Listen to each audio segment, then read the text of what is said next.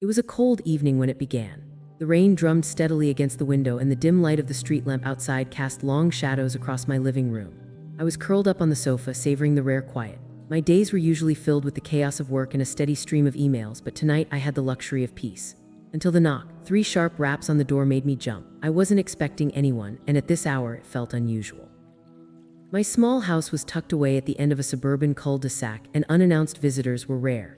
Curious and cautious, I approached the door and peered through the peephole. A man stood there, drenched in the downpour. His head was bowed and he seemed to be trembling. Concerned, I opened the door just a crack. "Can I help you?" I asked. When he looked up, my breath caught. His eyes, deep and brimming with a mix of relief and pain, locked onto mine.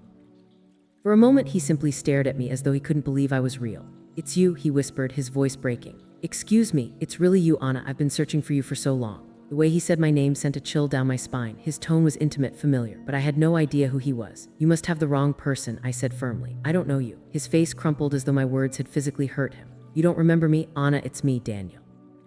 "Your husband?" My grip tightened on the doorframe. "My husband? I wasn't married. I'd never been married." "You're mistaken," I said, stepping back. "I'm not married and I've never met you before." Before I could close the door, he placed a hand on the frame. "Please," he said urgently, "just let me explain. I can prove it to you." Something in his voice gave me pause. Against my better judgment, I hesitated. His face was a mixture of desperation and sincerity. What could he possibly mean? "5 minutes," I said warily. "That's all you get."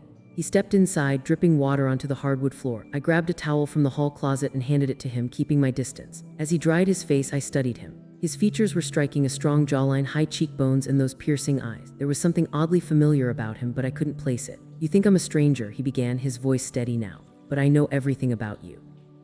Your favorite book is Wuthering Heights. You always hum when you're nervous, and your mother's name was Alina. She passed away when you were 12. My stomach dropped. These weren't random facts. They were deeply personal details no stranger could know. "How do you know that?" I demanded, my voice rising. "Because we've been married for 5 years, he said simply. "And I love you." The room seemed to tilt. None of this made sense. "That's impossible," I said, shaking my head. "I'd remember if I was married." "Would you?" he countered, his eyes narrowing. "What if something happened to your memory? What if you forgot? Or what if someone made you forget?" The suggestion was absurd, but his conviction was unsettling. My pulse quickened as doubt crept into my mind. "You need to leave," I said, pointing to the door. "Now." "I'm not leaving until you believe me," he said firmly. "I can prove everything." "And how exactly do you plan to do that?" I asked, crossing my arms. He reached into his pocket and pulled out a small, weathered photograph. He handed it to me and I hesitated before taking it. It was a picture of us together, smiling. My arm was wrapped around his waist and his hand rested on my shoulder. The backdrop was a beach I didn't recognize, and I was wearing a dress I'd never owned. I stared at the photo, my hands trembling. My face was unmistakable, but the memory was non-existent. "Where did you get this?" I whispered. "You gave it to me," he said softly. "The day we got married." I looked up at him, my heart pounding. "This doesn't prove anything." "There's more," he said. "I have more photos, letters, even a wedding ring. Please, Anna, let me show you." Every instinct told me to send him away, to call the police or lock the door, but something about his eyes, so full of sadness and hope, made me hesitate. "Fine," I said finally. "You can come back tomorrow. But if I don't like what you have to say, you're leaving for good." "Thank you," he said, his voice breaking with relief. As he stepped back into the rain, I closed the door and locked it. My hands were still shaking. I didn't know who this man was or what game he was playing, but one thing was certain. My life was no longer as simple as I thought it was. The next morning, I awoke with a strange mix of dread and curiosity. The events of the previous night felt like a fever dream, but the photograph I had left on the kitchen table proved otherwise. It stared back at me as I sipped my coffee, its contents both familiar and alien. My own smiling face mocked my disbelief. By noon, the man Daniel, as he called himself, was back, punctual and somber. He carried a small leather bag, worn and scuffed as though it had traveled many miles. He stood on the doorstep, hesitant until I opened the door. "Come in," I said tersely, standing aside. He entered cautiously, like a man stepping onto fragile ice. The weight of the moment pressed down on us as we sat in the living room. He placed the leather bag on the coffee table and unzipped it, revealing a collection of items. The first thing he pulled out was a ring. "This," he said, holding it out to me, "is your wedding ring." I stared at the delicate band of gold. It was simple but elegant, with a small diamond embedded in the center. My initials, AL, were engraved inside alongside another set, DL. My breath hitched. "This doesn't mean anything," I said quickly, my voice trembling. "You could have faked this." "Then explain this," he said, retrieving a folded piece of paper from the bag. He handed it to me and I unfolded it with shaking hands. It was a letter written in my handwriting. The words on the page sent chills down my spine. "Daniel, my love, I don't know what I'd do without you. You've made me feel whole again after everything I've lost. Thank you for being my rock, my partner, my everything. Forever yours, Anna." The handwriting was unmistakably mine. Even the way I looped my A's and dotted my I's was identical. My head swam as I tried to process what I was seeing. This isn't possible, I whispered. I never wrote this. You did, he insisted. I can show you more, letters, photographs, even your vows. He retrieved a stack of papers and photographs from the bag, each one more damning than the last. There were pictures of us at a cabin in the woods, on a sailboat, and even at what appeared to be a family gathering. In every photo, we looked inseparable, like a couple deeply in love. Stop, I said, holding up my hand. Just stop, none of this makes sense. Because you don't remember, he said gently. Anna, something happened to you. I don't know what, but someone erased your memories of me, of us. His words hung in the air, absurd and yet hauntingly plausible. The details he provided, the artifacts he presented, it all felt too elaborate to be a lie. Why would someone do that? I asked, my voice barely audible. I don't know, he admitted, but I think it has something to do with your job. My job, I repeated, frowning. I work in marketing. What does that have to do with anything? Not that job, he said. The other one. I stared at him, confused. What other job? Hesitated, as though weighing whether to tell me the truth. Finally, he leaned forward, his voice dropping to a whisper. You were part of a classified government program. You were investigating something dangerous, and I think they erased your memories to protect you or to keep you quiet. A laugh bubbled out of me, sharp and incredulous. That's insane, you're insane. Am I? He asked, meeting my gaze. Think about it, Anna. Have you ever had gaps in your memory? Strange dreams that feel more like memories? People in your life you can't quite place? His questions hit uncomfortably close to home. I had always chalked up my scattered memories to stress or a busy lifestyle, but now I wasn't so sure. Even if that's true, I said, struggling to maintain my composure, why would they erase you? Why not just the dangerous parts? Because I was your anchor, he said, your connection to your past. If they erased everything else but left me, you would have figured it out. The room felt suffocating, the walls closing in around me. I needed air. I stood abruptly, pacing to the window. This is too much, I said, my voice shaking. I need time to process all of this. I understand, he said softly, but I need you to trust me, Anna. Whoever did this to you, they might still be watching. They won't stop until they're sure you won't uncover the truth. His words sent a shiver down my spine. I turned to face him, my resolve hardening. If what you're saying is true, then I need proof, real proof, something undeniable. He nodded, his expression grim. I can give you that, but it won't be easy. What do you mean? I asked warily. We need to go back to where it all began, he said, to the place where you lost everything. And where is that? His answer was a single word that sent a chill through me. Ravenwood. The word Ravenwood lingered in the air like a ghost, its presence heavy and foreboding. I had never heard of the place, or at least I didn't think I had, but the name sent a shiver down my spine. Something about it felt wrong, familiar yet foreign. Where is Ravenwood? I asked cautiously. Daniel hesitated before answering, his gaze dropping to the floor. It's a facility hidden in the mountains, far from prying eyes. That's where you worked, and that's where everything went wrong. His vagueness frustrated me. What does that mean? What happened there?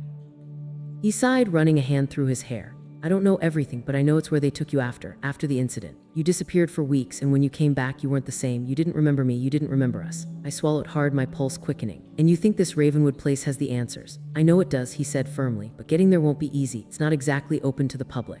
I crossed my arms, skepticism creeping back in. How do you even know about it if it's so secretive? Because I followed you there once, he admitted. Back when you were still. You told me to stay away, but I couldn't. I wanted to protect you. And what did you see? I pressed. Nothing, he said bitterly. They caught me before I could get close, but the look in your eyes when you saw me, it was like you were someone else entirely, cold, detached. They pulled you away, and I never saw you again until now. His words sent a chill down my spine. If what he was saying was true, then Ravenwood held not just answers, but the key to my entire identity. The thought was both terrifying and exhilarating. How do we get there? I asked, my voice steadier than I felt. Daniel smiled grimly. I was hoping you'd ask. The drive to Ravenwood was long and tense. Daniel and I barely spoke, the weight of what lay ahead pressing down on us. He navigated the winding mountain roads with ease, his hands steady on the wheel despite the storm brewing outside. Rain lashed against the windshield, the wipers struggling to keep up. This place, I said, breaking the silence. Why would they go to such lengths to erase my memories? What could I possibly have known that was worth all this trouble? Daniel glanced at me, his expression unreadable. It wasn't just what you knew, it was what you did. What I did, I repeated, my stomach sinking. What are you talking about? You uncovered something, he said, something they didn't want anyone to know. You told me once, but I didn't understand it at the time. You said it was bigger than us, bigger than anything. I stared out the window, the rain blurring the trees into dark smudges. The idea that I had been part of something so monumental felt impossible, yet the pieces were starting to fit together. My fragmented memories, the strange sense of déjà vu, the man who claimed to be my husband, it all pointed to a truth I wasn't sure I wanted to uncover. By the time we reached Ravenwood, the storm had intensified. The facility loomed ahead, a massive structure hidden deep in the forest. Its cold gray exterior was lit by harsh floodlights, casting long shadows across the wet ground. This is it, Daniel said, parking the car a safe distance away. We'll have to go on foot from here. We climbed out into the rain, pulling our jackets tight against the wind. Forest around us was eerily silent, the only sound the crunch of our boots on the muddy ground. As we approached the gates, I felt a strange sense of familiarity. My heart raced as we ducked behind a cluster of trees, surveying the area. Guards patrolled the perimeter, their movements precise and mechanical. "We need to find another way in," Daniel whispered. I nodded, my eyes scanning the fence. My gaze caught on a small side gate, partially obscured by overgrown bushes. "There," I said, pointing. Moved quickly, keeping to the shadows. The gate was locked, but Daniel produced a small set of tools from his pocket. Within seconds, the lock clicked open. "Where did you learn to do that?" I asked, impressed. "Let's just say you weren't the only one with secrets," he said with a faint smile. We slipped inside, the facility looming closer with every step. The air was thick with tension as we crept through the shadows, avoiding the guards. My pulse pounded in my ears, each step bringing us closer to the truth. Inside, the facility was a maze of sterile hallways and locked doors. The fluorescent lights buzzed overhead, casting a harsh glare on the tiled floors. Daniel led the way, his movements sure and purposeful. "How do you know where to go?" I whispered. "I memorized the layout," he said, "back when I tried to find you." We moved deeper into the facility, the tension mounting with every turn. Finally, we reached a door marked with a simple label, Research Lab 7. "This is it," Daniel said, his voice low. I hesitated, my hand hovering over the doorknob. My heart was pounding so hard I thought it might burst. Whatever lay behind this door could change everything. "Are you ready?" Daniel asked. I was, but I nodded anyway. I opened the door. Inside, the room was dimly lit, filled with computers, filing cabinets, and strange equipment I didn't recognize. But what caught my attention was the wall of photographs. Dozens of images were pinned to the corkboard, each one featuring me. Some were candid, others posed, but all of them showed me in places I didn't recognize, with people I didn't remember. In the center of the board was a photograph of Daniel and me on our wedding day. "Oh my God," I whispered, my legs threatening to give out beneath me. "This is just the beginning," Daniel said, his voice grim. I turned to face him, my voice trembling. "What the hell is this place?" "It's where they erased you," he said, "and where we're going to get you back." The room was a shrine to my stolen life. Every photograph, every document, every file was a piece of a puzzle I didn't even know I was solving. My eyes scanned the images on the corkboard, each one more disorienting than the last. There were photos of me in a lab coat, standing with people whose faces I didn't recognize. In one picture, I held a clipboard, my expression serious. In another, I was in a military-style uniform, speaking to a room full of people. "What the hell is this?" I whispered, my voice shaking. "This is who you were," Daniel said quietly, "before they took it all away." I turned to him, my frustration boiling over. "What does that mean? Who was I, and why don't I remember any of this?" Daniel hesitated, his jaw tight. "You were a scientist, a damn good one. You worked on classified projects, things that most people couldn't even comprehend. But one day you found out something you weren't supposed to." "What did I find out?" I asked, my voice rising. "I don't know," he admitted. "You never told me, but whatever it was, it scared them enough to erase you." I stared at the photos, my hands trembling. The idea that I had been part of something so monumental felt surreal. But the evidence was right in front of me. These were my memories, my life, and yet they felt like they belonged to someone else. As I rifled through the files, one document caught my eye. It was marked Project Ecliptica Top Secret. My name was listed as the lead researcher. My hands shook as I opened the file, the words blurring together in my panic. The document described an experimental technology, something called cognitive partitioning. It was designed to manipulate memory, to erase or implant thoughts with surgical precision. My stomach churned as I read the details, the implications sinking in. "This is what they did to me," I said, my voice hollow. "They used this technology to erase my memories." Daniel nodded grimly. "And you were the one who created." The words hit me like a physical blow. The guilt was overwhelming, suffocating. I had built the very thing that had destroyed me. The irony was cruel, a bitter twist of fate. "Why?" I asked, tears streaming down my face. "Why would I create something like this?" "Because you thought it could help people," Daniel said gently. "You thought it could be used to treat trauma, to help people forget their pain, but they twisted it. They used it for their own agenda." I sank to the floor, my head in my hands. The weight of the truth was crushing. I had been a pawn in a game I didn't even know I was playing, and now the consequences were unraveling my entire life. Our moment of reckoning was cut short by the sound of approaching footsteps. Daniel grabbed my arm, pulling me to my feet. "We have to go," he said urgently. We darted out of the room, the echo of boots growing louder behind us. The facility had come alive, alarms blaring and lights flashing. They knew we were here. Which way? I asked, panic rising in my chest. "This way," Daniel shouted, leading me down a corridor. We ran as fast as we could, our footsteps pounding against the tile floor. The guards were closing in, their shouts echoing through the halls. We turned a corner and found ourselves in a massive storage room. Rows of crates and equipment filled the space, offering plenty of hiding spots. Daniel motioned for me to follow him as he ducked behind a large crate. "We can't keep running," I whispered, my breath ragged. "They'll catch us." "Not if we find the control room," he said. "If we can shut down the security system, we might have a chance." "And how are we supposed to find it?" I asked, my frustration boiling over. Daniel held up a small device. "I took this from one of the guards. It's a map." I stared at him in disbelief. "When did you—" "Let's just say I've had some practice," he said with a faint smirk. Using the map, we navigated our way to the control room. The guards were everywhere, but we managed to stay one step ahead. By the time we reached the control room, I was exhausted, my body screaming for rest. Daniel worked quickly, hacking into the system with a skill that surprised me. "Almost there," he muttered, his fingers flying over the keyboard. Hurry, I urged, glancing over my shoulder. The sound of footsteps was growing louder. Finally, the security feeds went dark. Daniel turned to me, his expression triumphant. We're clear, let's go. We made our way to the exit, the facility eerily quiet without the alarms blaring. But as we reached the final door, we were met with a figure I recognized immediately. Dr. Evelyn Crane, the woman from the photographs, the one who had been by my side in so many of them. Going somewhere, she asked, her voice cold and calculating. I froze, my heart pounding. Who are you? I'm the one who gave you a second chance, she said, her gaze piercing. And this is how you repay me, a second chance. I repeated, anger rising in my chest. You stole my life, I saved you, she snapped. You have no idea what you were up against, what you're still up against. Her words sent a chill down my spine, but before I could respond, Daniel stepped forward. We're leaving, he said firmly, and you're not going to stop us. Dr. Crane smiled faintly. Oh, Daniel, always the loyal husband, but you have no idea what she's capable of, do you? Her words hit me like a slap. What are you talking about? You think you're the victim here, she said, but you're not, you're the weapon. Dr. Crane's words hung in the air like a death sentence. I stared at her, my mind racing to comprehend her cryptic statement. A weapon, I repeated, my voice shaking. What are you talking about? She stepped closer, her heels clicking against the polished floor. You don't remember, do you? Of course you don't. That was the whole point. You were the key to everything, the culmination of years of research. And when you realized what you were, you tried to destroy it all. I don't believe you, I said, though my resolve wavered. I would never, Dr. Crane smiled coldly. Wouldn't you? You didn't just create cognitive partitioning, you tested it on yourself. The words hit me like a punch to the gut. My knees buckled and I leaned against the wall for support. No, I whispered, you're lying. She's not, Daniel said quietly. I turned to him, shocked by his admission. You knew. I demanded, my voice rising. You knew all along, he hesitated, his expression pained. I suspected, I didn't have all the pieces, but it made sense, your sudden disappearance, the gaps in your memory, I just didn't want to believe it. I felt like the ground was crumbling beneath me. The man I had trusted most had been hiding the truth from me. And now, the woman who claimed to have saved me was revealing horrors I couldn't even fathom. Dr. Crane gestured to the security monitors, now frozen on a still frame of me standing in the lab.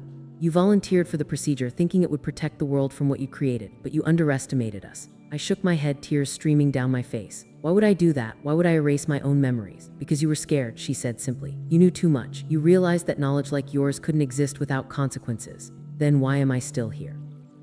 I asked, desperation creeping into my voice. Why didn't you just get rid of me? Dr. Crane's gaze softened just for a moment. Because you're too valuable. Even without your memories, you're still the only one who understands the technology completely. And now that you've found your way back here, it's only a matter of time before you remember everything. I took a step back, my heart pounding. I don't want to remember. But you will, she said. It's already started.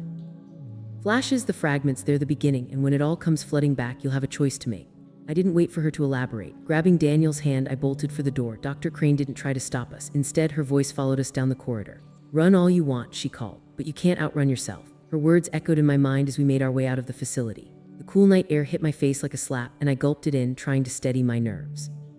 We didn't stop running until we were far from the building, hidden in the shadows of the surrounding forest. I sank to the ground, my body trembling. What now? I asked, my voice barely above a whisper. Daniel crouched beside me, his expression somber. We figure out the truth, all of it, and then we decide what to do. I don't want to know, I said, shaking my head. I just want my life back. He reached for my hand, his touch gentle. I know. But if we don't face this, they'll never stop coming for you. I looked into his eyes, seeing the determination there. He had risked everything to help me, and now he was offering me a chance to reclaim my life, no matter how painful the journey might be. Over the next few days, we pieced together fragments of my past, following leads and uncovering more truths than I ever wanted to know. Dr. Crane's words haunted me, her claim that I was a weapon, a ticking time bomb waiting to go off. In the end, the choice was mine. I could run, try to build a new life far from the shadows of my past, or I could confront it, face the people who had taken everything from me, and ensure they could never use my knowledge to harm anyone else. As I stood at the edge of the forest, staring out at the horizon, I felt a strange sense of clarity. My life would never be the same, but it wasn't over. Not yet. I'm ready, I said, turning to Daniel. Let's finish this. He nodded, his expression resolute. Together, we stepped into the unknown, ready to face whatever came next.